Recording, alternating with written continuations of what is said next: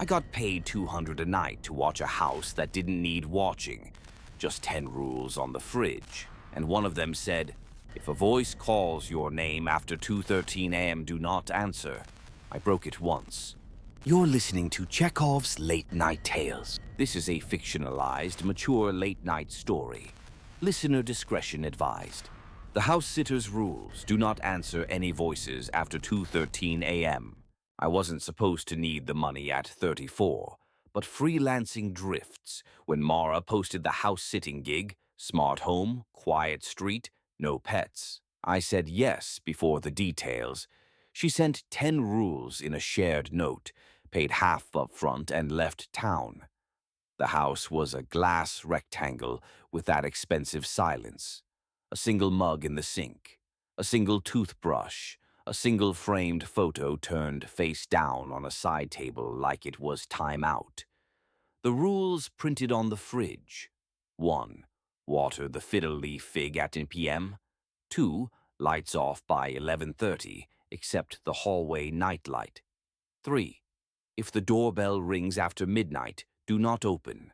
4. The robot vacuum runs at 1:45 a.m. Ignore it. 5. If you hear your name after 2:13 a.m., do not answer. 6. No music on the smart speakers. 7. Cover the front door camera with the magnetic cap from the bowl at 10 p.m. Remove it at 6 a.m. 8. Never use the upstairs bathroom. 9. If you wake and the kitchen light is on, leave it on. 10. If you must leave before sunrise, text me first. I laughed at number 5 until midnight came and the house forgot how to breathe.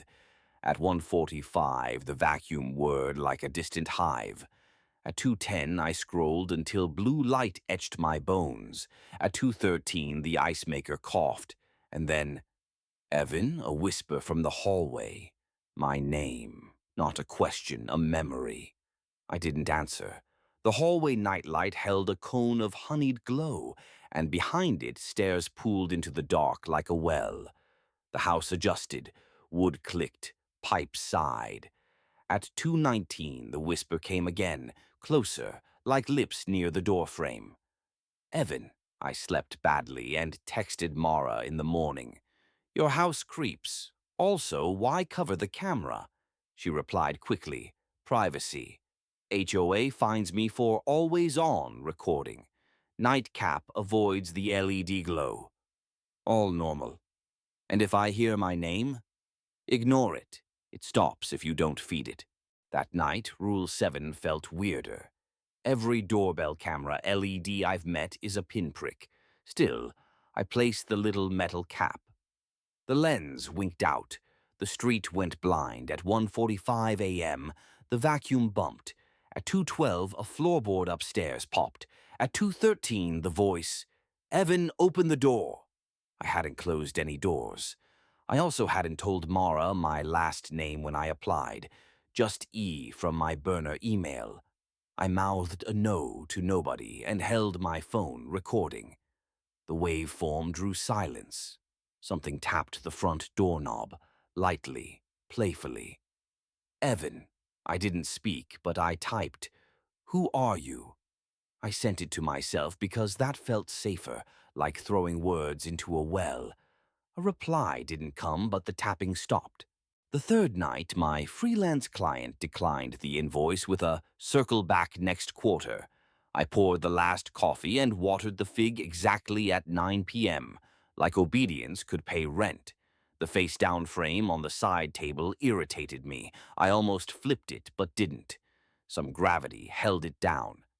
At 10 p.m., I capped the camera.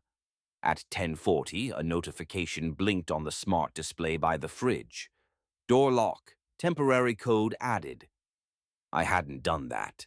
I pulled the app, no new codes. Still, the display claimed a 4-digit guest code would work until sunrise. The digits were mine, my birth month and day. I messaged Mara. Did you add a code?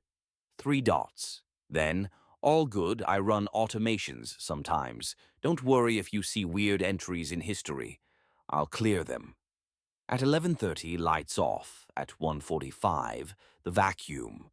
Except tonight the pattern changed. It traced the hallway once, then paused at the front door, and backed into its dock like it had sniffed a wall only it could see.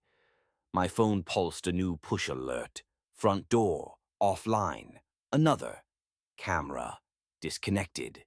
That made no sense. The camera was just capped, not powered down. 213. Evan! This time the voice was not a whisper. It used my father's drag on the final consonant. He'd been dead 8 years. The house swallowed my breath and gave it back colder. Leave the kitchen light on, the voice said. Rule 9 inverted. The kitchen light, traitorous, flicked itself off.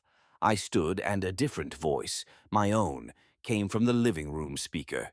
It stops if you don't feed it. My message to Mara, spoken back in my cadence. Rule 6 forbade music, not my voice. I pulled the plug on the smart display. The fridge hum took over. I told myself, sleep, don't feed it. I made it until 2:28 before my name drifted again, fragile as dust. Heaven, please, I answered. Just a whisper. What do you want? The doorknob turned like a slow joke. The deadbolt held, but in the morning, the metal bore faint scratches shaped like a keypad.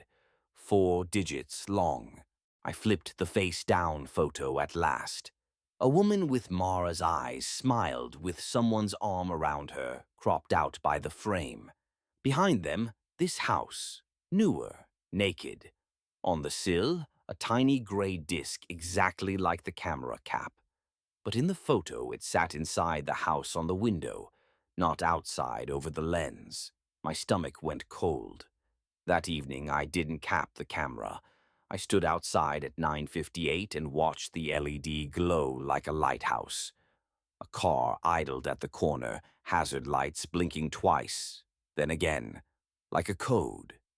At 10:01, I got a text from Mara. Forgot to mention, please cover the camera. The HOA is strict. I replied, okay, and stepped toward the door. Evan? A voice from behind, not a whisper. The idling car's passenger door was open. A man in a gray hoodie waved. Hey, you, house sitter. He held up a delivery bag. Wrong address, sorry. He looked past me at the camera and smiled too long. Then he drove off without leaving the bag. I capped the camera because fear is obedient. Inside, the smart display, which I'd unplugged, was somehow back on, looping the message, temporary code added, same digits, same expiry at sunrise. I opened the lock history, dozens of entries named manual. The timestamps formed a pattern, clustered around 2:13 a.m. for weeks. My thumb hovered over delete all, but that felt like wiping fingerprints. 2:13 came like a tide. This time the voice used my voice. Evan, open the door. I sat on the floor against it, heartbeat in the hardwood. Why? I asked. So we can talk. You asked who I am. I asked no one. You typed it.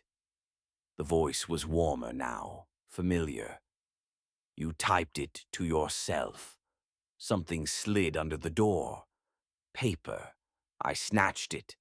A thin flyer for home security consultations. The logo matched the Smart Locks brand. On the back, in pencil, we need the code at HOA complaint in the morning. Quick check. A phone number. I called. It rang once and a recording of my earlier kitchen whisper answered, What do you want? Then a click. I laughed because the other option was screaming. I texted Mara. I think someone's spoofing the speakers and trying to brute a code. I'm calling the police, she replied. Don't. It escalates if outsiders come. I'll increase the bounty, $400 night. Just follow the rules. Answer nothing. What is it? No answer. The house reset too breathless. 2:24. The front door keypad lit by itself, hungry. The smart display showed my birth date again, then glitched to 00's end. The lock chirped a failed entry. Then a new sound. Footsteps upstairs. The forbidden bathroom's door gently opening, closing. Water ran for 3 seconds, stopped. The upstairs was supposed to be empty. I took the hallway nightlight in my palm and climbed. The bathroom door was ajar. Inside, only a mirror and a sink you'd never dare to stain. On the counter, another camera cap, a twin to mine. I held it and looked into the mirror. The nightlight's glow made a halo around a detail I'd missed, a tiny pinhole in the cap. Not opaque. A disguised lens. The cap didn't cover a camera, it replaced it. Rule 7 wasn't about HOA light, it was about giving someone the view they needed from the inside. Whoever asked me to cover the lens wanted the house blind while theirs watched through the cap. Downstairs, the front door chirped. Successful entry. The deadbolt withdrew. I killed the hallway light and flattened under the upstairs rail, phone camera peeking between balusters. The door eased open. A figure stepped in, gray hoodie, baseball cap, head lowered. He didn't look up. He walked straight to the smart display and popped out the SD card with a surgeon's thumb. A second figure followed, smaller, held a soft case with a coil of cable. They moved like they'd rehearsed floor plans. "Front cam still dead?" the smaller one whispered. "Dead," the first said. "Kitchen light stays off." Rule 9 inverted again. They split.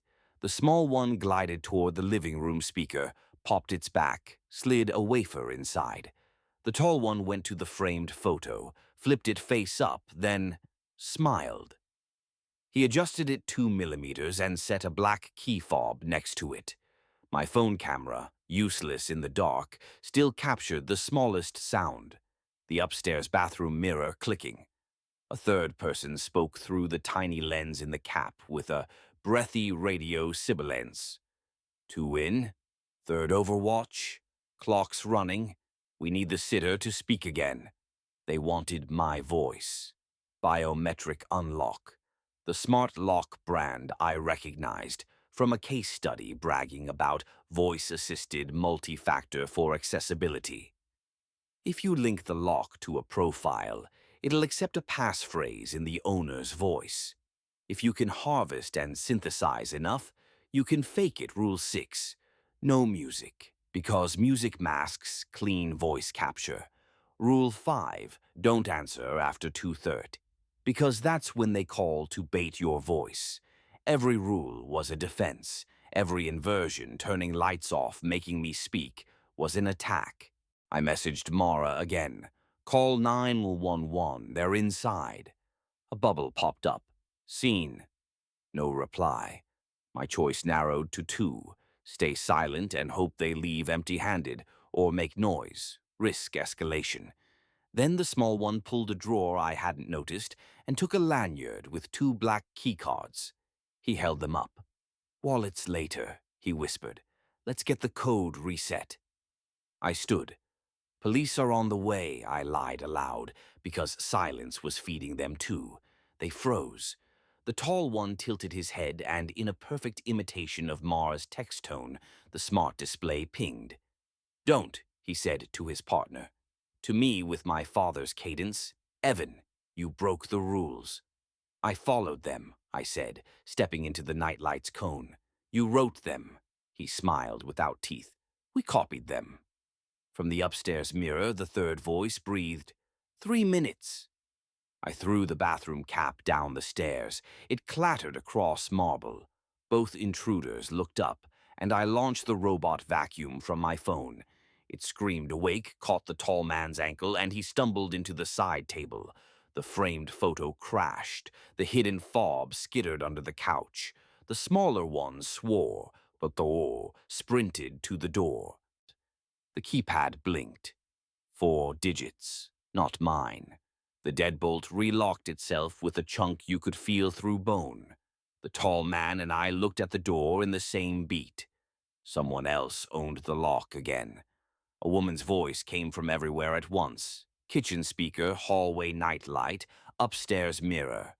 Calm. Familiar. Mara. Stay where you are. The tall man swallowed. You said... He did not finish.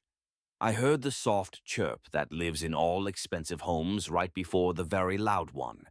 The alarm detonated. Lights bloomed today.